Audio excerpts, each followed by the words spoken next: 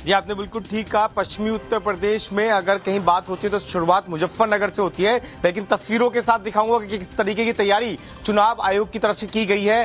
Pink booth पर मैं हूं ताकि युवाओं को आकर्षित किया जा सके और यहां के जरिए संदेश। हर विधानसभा में इसी तरीके से पिंक बूथ बनाए गए हैं। युवा ज्यादा से ज्यादा संख्या में यहां पहुंचे, सेल्फी लेते हुए सेल्फी पॉइंट भी बनाए गए हैं कि सेल्फी आकर लें। और मुजफ्फरनगर की जब भी आप चर्चा करते हो तो संजीव बालियान का नाम आता है, जो केंद्र में मंत्री रहे हैं। लेकिन इस बार उनके सामने एक बड़ी चुनौती है। चुनौती ये कि अगर मैं 2014 के चुनाव की बात करूं तो उनकी जो जीत का अंतर था वो 4 लाख का था और वोटिंग प्रतिशत 70 से ज्यादा था। लेकिन 2019 में ये वोटिंग प्रतिशत करीब 2% गिर गया। उनकी जीत का अंतर 6000 रह गया मात्र। तो उनके सामने चुनौती होगी कि वो किस तरीके से इन खूबसूरत बूथ तक लोगों को पहुंचाए ताकि ज्यादा से ज्यादा वोटिंग प्रतिशत रहे। और मुकाबला इस बार पश्चिमी यूपी में कुछ अलग है।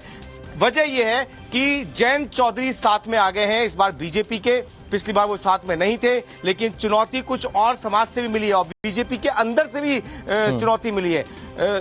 जिस तरीके से चुनावी प्रचार हुआ उसमें संगीत सोम का नाम पश्चिमी उत्तर प्रदेश में सबसे ज्यादा चर्चाओं में रहा। उसकी वजह ये कि संजीव बालियान और संगीत सोम दोनों में टकराव की स्थिति देखने को पश्चिमी यूपी में दिखती रही और इसका असर ये हुआ कि मुख्यमंत्री लगातार पश्चिमी यूपी के दौरे पर रहे। वो लगातार जनता के बीच में रहे ताकि वोटरों को प्रभावित किया जा सके। आज एग्जाम का दिन है।